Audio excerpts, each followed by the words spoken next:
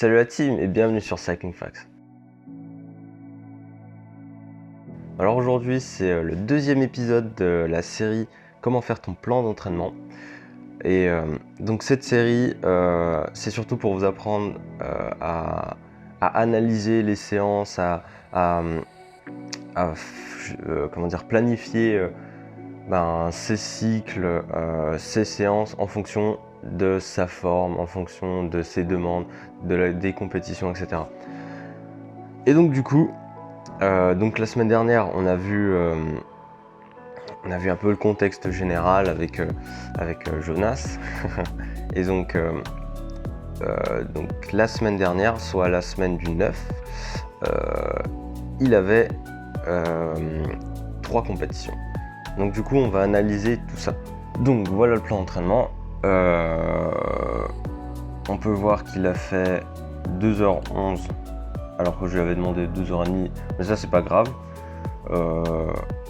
Ça me paraît assez correct sa séance, enfin en tout cas je le laisse ça je le laisse faire. Bon, je vois que il a fait un peu de I6, 5 minutes à I6, c'est quand même un peu beaucoup, 7 minutes à I5. Mais moi je pars du principe que je te laisse faire ton endurance comme tu le sens, je te mets pas de contraintes là-dessus. Mais par contre, je veux que tu sois à fond sur les séances, on va dire, plus intensives ou paliers comme Geoffrey nous dit. Ça, par contre, ça, je veux que tu sois là, etc. Mais les séances d'endurance, je te laisse faire. Donc, comment analyser une séance d'endurance? C'est ce qu'on va appeler l'efficiency factor. Donc, c'est la puissance moyenne sur la FC moyenne. Et donc ensuite ça va nous donner un nombre, donc là il est à 188 sur 163, donc ça nous donne de 1,15. Ok, donc pour comparer avec d'autres, parce que il faut comparer, on va prendre celle-là, donc là 206 sur 162, là on peut clairement voir que l'efficiency factor, enfin le facteur d'efficience, il est beaucoup plus, il est beaucoup mieux. Donc là il y avait le 22 avril, il avait une meilleure endurance. Voilà, bon après ce qui est tout à fait normal, hein. Donc voilà, donc cette séance, ce sera regardé tout le temps, le EF, on appelle ça. Donc ensuite, la course du jeudi, donc c'était la nocturne de Lure. Et là, attention, premier résultat, premier résultat de cette série, direct dès le deuxième épisode, quoi. Alors Jonas nous a fait un truc de fou, il est parti en échappée à 4, je crois qu'ils sont partis, et bon, il a résisté un petit peu, puis je crois qu'il a pété les 10 derniers tours, etc. Et au final, au résultat de la course, il finit 4ème et premier junior, donc très beau résultat. Je pense qu'il a pris beaucoup de plaisir et c'était top. Donc, ok, cadence c'est bon, puissance moyenne 274 watts, ça commence à causer, hein. Pmax 1000, ça c'est bien, c'est quand même pas trop mal. Par contre, un truc intéressant, c'est de regarder la puissance ajustée ou la puissance normalisée. On peut voir que c'est à 5 watts près, donc ça veut dire qu'il a été constant tout le long dans son effort. Donc c'est peu commun pour, je pense qu'il y a un problème avec la NP, mais c'est pas grave. Bon, FC moyenne, on n'en parlera pas.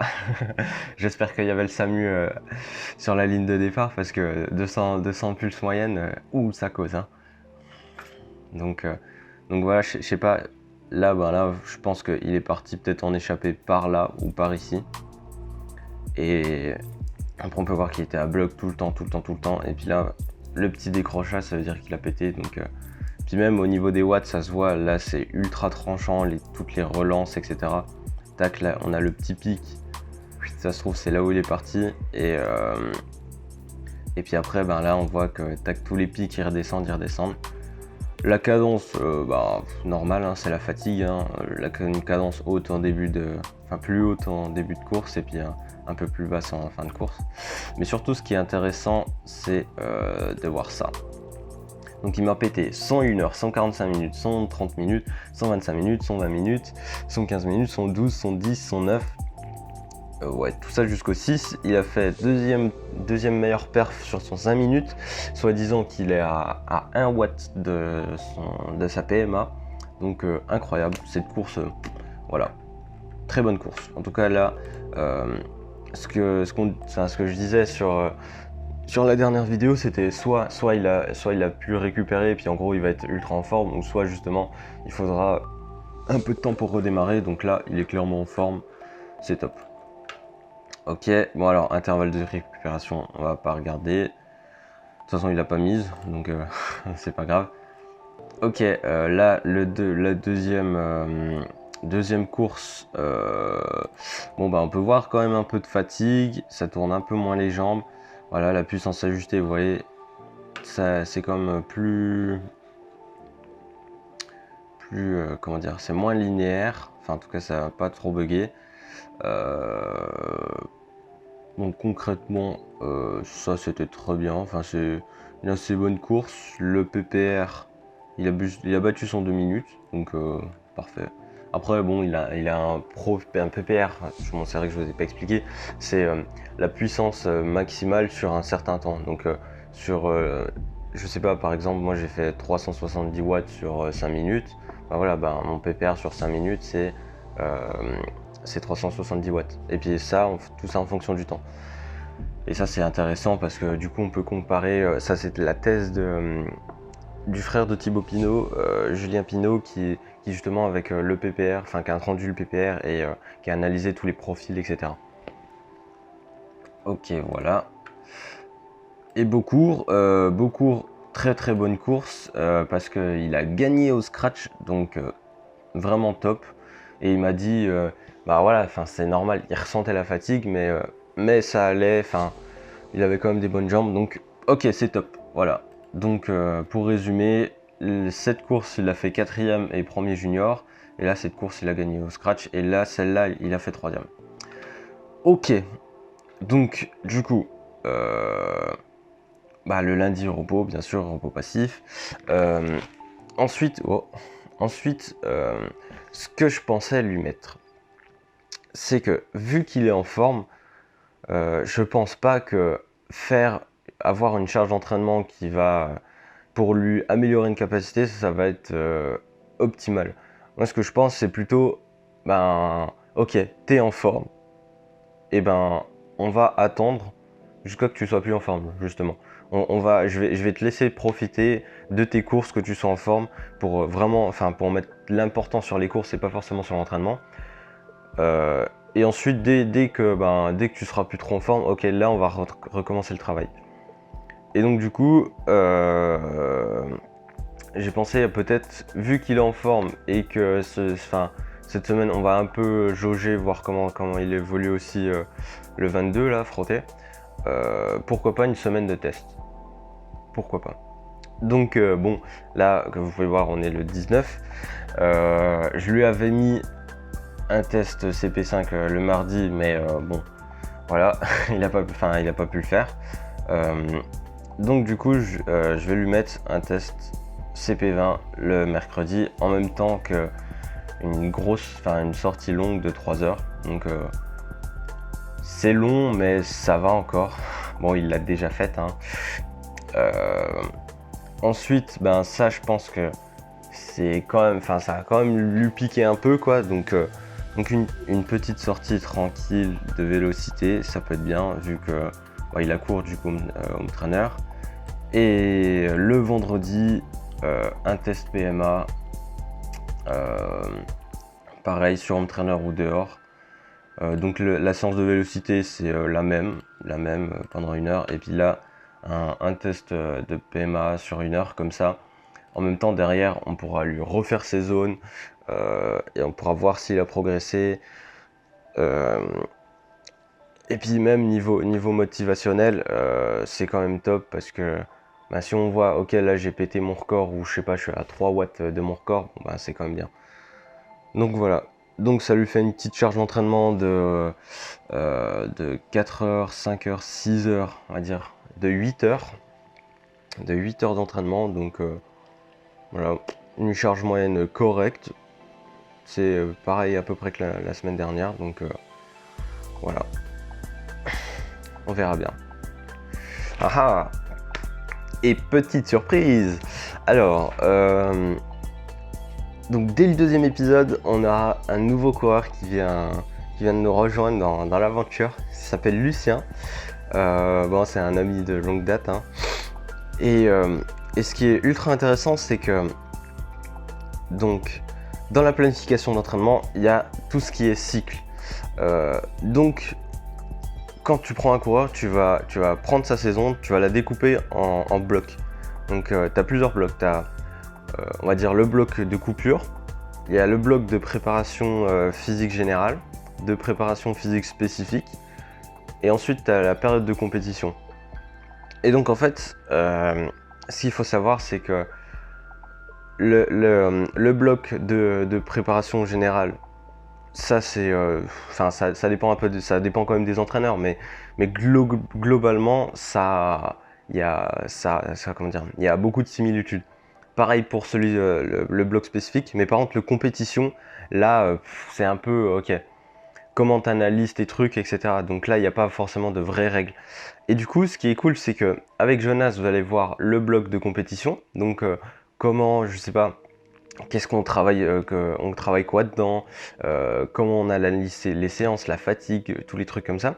Et avec Lucien, vous allez plutôt avoir une prépa du style un peu période hivernale, quoi. Donc on commence par faire de la PPG, de la force, des trucs comme ça, hein, de l'endurance. Ensuite on va plutôt aller vers du spécifique, donc encore de la force, de l'endurance critique. Puis on va voir comment on construit étape par étape la planification d'entraînement. Donc c'est ça en fait qui est cool. Et ce que vous allez voir aussi, ce que j'aimerais bien vous introduire, c'est pareil, la notion de maintenant on va découper ces périodes, donc les périodes de préparation spécifique ou préparation générale, toutes les choses comme ça. Et donc ça, c'est ce qu'on appelle des mésocycles. Et du coup, ces mésocycles, c'est comment vous allez gérer votre charge d'entraînement par rapport aux semaines. Donc je sais pas, là je commence par une petite charge d'entraînement, ensuite je monte, et hop, une semaine de récup. Donc ça c'est le cycle progressif. Ensuite on peut faire le dégressif, il y en existe plein. Et donc ça on va le voir ça au fil des semaines. Et quand on redécoupe ces cycles, c'est ce qu'on appelle les microcycles. Et donc ces microcycles, c'est qu'est-ce qu'on va faire dans une semaine, comment on va organiser ces semaines. Et donc c'est pour ça que je trouve que cette aventure c'est quand même mieux qu'un cours, parce que derrière je vous montre toutes les choses comme ça. Ok, donc du coup Lucien, on va le refaire faire une grosse reprise. Donc soi-disant que le 16, cette semaine il peut pas faire de vélo. En tout cas, il peut en faire que jusqu'au 22. Enfin, il peut en faire seulement le 22. Donc, ça va être des séances de PPG. Et ça, je vous renvoie à cette vidéo ici ou ici de Camille qui vous présente une des fiches de PPG.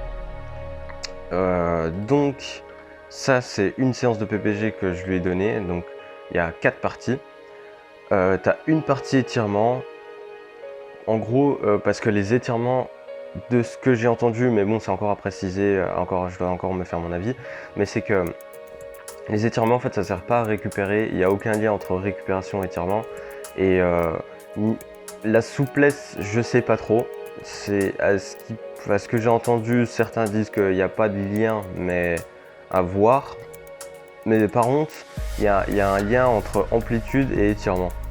Donc, ça peut être bon de chercher l'amplitude. Voilà. Donc une première partie étirement.